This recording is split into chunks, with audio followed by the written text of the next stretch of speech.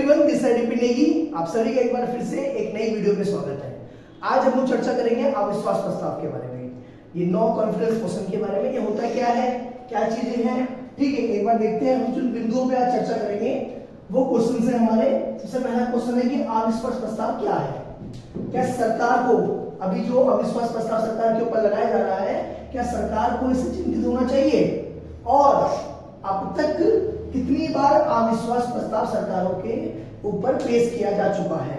यानी कि इन क्वेश्चनों के बारे में आज हम लोग पढ़ेंगे।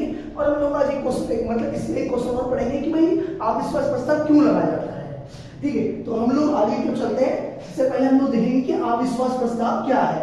अविश्वास प्रस्ताव क्या है, इसके बारे में सबसे पहले हम थोड़ा चर्चा करेंगे। संविधान के अनुच्छेद 75(3) के अंदर बोला गया है कि मंत्री परिषद सामूहिक रूप से लोकसभा के प्रति उत्तरदायी होगा। किसके प्रति उत्तरदायी होगा? लोकसभा के प्रति उत्तरदायी होगा, ठीक है। ध्यान रखिए, अविश्वास प्रस्ताव सिर्फ लोकसभा में पेश होता है, राज्यसभा में पेश नहीं होता है। क्यों? क्योंकि मंत्री परिषद है। मंत्री परिषद क्या बोला गया है कि सामूहिक रूप से लोकसभा के प्रति उत्तरदायी होगा। और जो ये अविश्वास प्रस्ताव लगाया जाता है, ये विपक्षी दलों के द्वारा लगाया जाता है, ठीक है। विपक्षी दल का, अच्छा, कोई भी अविश्वास प्रस्ताव ना लगा दे, इसके लिए एक सिस्टम बनाया गया है कि मान लो किसी को भी अगर अविश्वास प्रस्ताव लगाना है सरकार के विरोध में, उसको 50 एमपी का समर्थन होना चाहिए। कितने एमपी का? उसके पास 50 एमपी का समर्थन होना चाहिए, तभी जाके क्या होगा, विपक्ष के द्वारा यानी कि सदन के अंदर उसको पेश किया जाएगा, ठीक है। जिसके अंदर क्या होता है कि सरकार को अपने बहुमत को सिद्ध करना होता है, और अगर अपना बहुमत सिद्ध नहीं कर पाया तो सरकार को भैया इस्तीफा देना पड़ता है, ठीक है। ये तो क्या है हमारा अविश्वास प्रस्ताव में, थोड़ी सी बात कर लेते हैं, ठीक है। तो मैंने क्या बताया आपको, अनुच्छेद के यानी किसमें है ये, आर्टिकल 75 के 3 में क्या बोला गया है कि वे मंत्री परिषद सामूहिक रूप से किसके प्रति होगा, लोकसभा के प्रति उत्तरदायी होगा। विपक्ष के द्वारा अविश्वास प्रस्ताव को लगाया जाता है। ये सरकार की कमियों को उजागर करता है। किसको उजागर करता है? सरकार की कमियों को उजागर करता है, ठीक है। सिर्फ ये जो है लोकसभा में पेश किया जाता है। और अगर बात करें तो लोकसभा का कोई भी सांसद अविश्वास प्रस्ताव को लगा सकता है। सिर्फ उसे कितने एमपी का? 50 एमपी का समर्थन मिलना चाहिए। 50 एमपी का समर्थन होगा जब ही जाकर के वो अविश्वास प्रस्ताव को संसद के अंदर लगा सके, लोकसभा के अंदर पेश कर सकता है। प्रस्ताव में सरकार की जो कमियां होती हैं उनको उजागर किया जाता है, उनके बारे में बोला जाता है। बेसिकली क्या होता है, जब कुछ मुद्दों पर सरकार चुप होती है, जैसे लाइक अभी रिसेंटली मणिपुर वाला जो किस्सा हुआ, मणिपुर वाला जो घटना हुई, ठीक है, उस पर सरकार के द्वारा किसी प्रकार से कोई बयान नहीं दिया गया संसद के अंदर, तो जो विपक्ष होता है वो जब वो देखता है कि भाई सरकार निरंकुश होती जा रही है, सरकार किसी भी चीज का कोई भी जवाब नहीं दे रही है, तो ऐसी स्थिति में क्या होता है कि प्रस्ताव पेश किया जाता है सरकार की कमियों को उजागर करने के लिए, जिसके अंदर कोई भी सांसद यानी कि लोकसभा का कोई भी सांसद इस प्रस्ताव को पेश कर सकता है, जिसके अंदर उसे कितने 50 एमपी का समर्थन मिलना चाहिए। इसमें क्या होता है, जब सरकार की कमियों को पेश किया जाता है, सरकार की कमियों को उजागर करने के लिए जब इस प्रस्ताव को पेश किया जाता है, तो सरकार के द्वारा बेसिकली प्रधानमंत्री के द्वारा जवाब दिया जाता है, ठीक है। अगर वो जो अविश्वास प्रस्ताव है अगर बहुमत से पारित हो जाता है, तो बेसिकली क्या होगा भैया, सरकार को उसके अंदर इस्तीफा अपना देना पड़ेगा।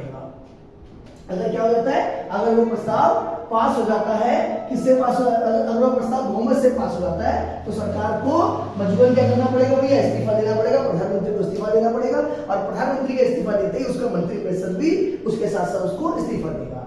अच्छा, क्वेश्चन आता है, क्या भाई सरकार को चिंतित होना चाहिए इसके अंदर?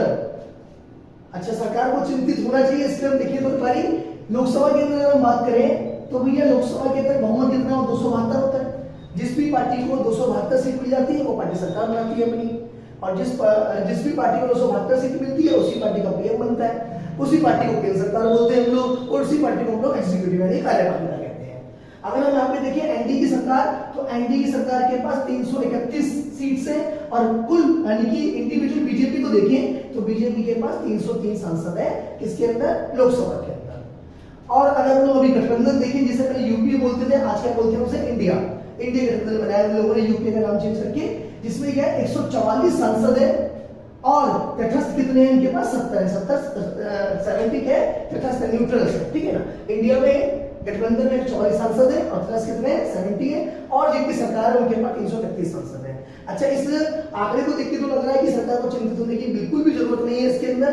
और दूसरी बात, एक चीज और अगर इसका इतिहास देखें, अगर मैं इसकी हिस्ट्री देखूं पूरे जो भी जो अविश्वास प्रस्ताव लगाया जा रहा है, अगर हम इसकी पूरी हिस्ट्री देखें अब तक कितनी बार ये लग चुका है। सबसे पहली बार कब लगाया गया? सबसे पहली बार इसमें लगाया गया था यानी कि नेहरू जी के 1962 में भारत और चीन का युद्ध हुआ जब, तो उसके बाद जेबी कृपलानी जी के द्वारा 1963 में नेहरू जी के विरोध में इसको लाया गया, लेकिन नेहरू जी ने वही सही तरीके जवाब दिए, जिससे क्या हो गया, वो प्रस्ताव हार गया, यानी कि प्रस्ताव पारित नहीं हो पाया। ठीक है, अगर हम देखें तो इंदिरा गांधी जी के द्वारा लगभग यानी कि इंदिरा गांधी के विरोध में लगभग 15 बार अविश्वास प्रस्ताव पेश हुआ है। अगर हम अगर हम अब तक देखें शुरू से लेके अब तक का अगर हम लोग प्रोसेस देखें पूरा अगर हम सब कुछ देखें तो पूरे कार्यकाल लोकसभा के सारे कार्यकाल को देखें तो अब तक सिर्फ और सिर्फ 27 बार लगभग 27 बार 27 बार अविश्वास प्रस्ताव को लगाया जा चुका है। ठीक है, अगर अभी बात आती है कि भाई सरकार को चिंतित होना चाहिए क्या, अभी तक 27 बार जब अविश्वास प्रस्ताव लग चुका है तो क्या भाई कोई भी सरकार अविश्वास प्रस्ताव से गिरी है, अविश्वास प्रस्ताव से हटी है क्या, उन्हें इस्तीफा देना पड़ा है?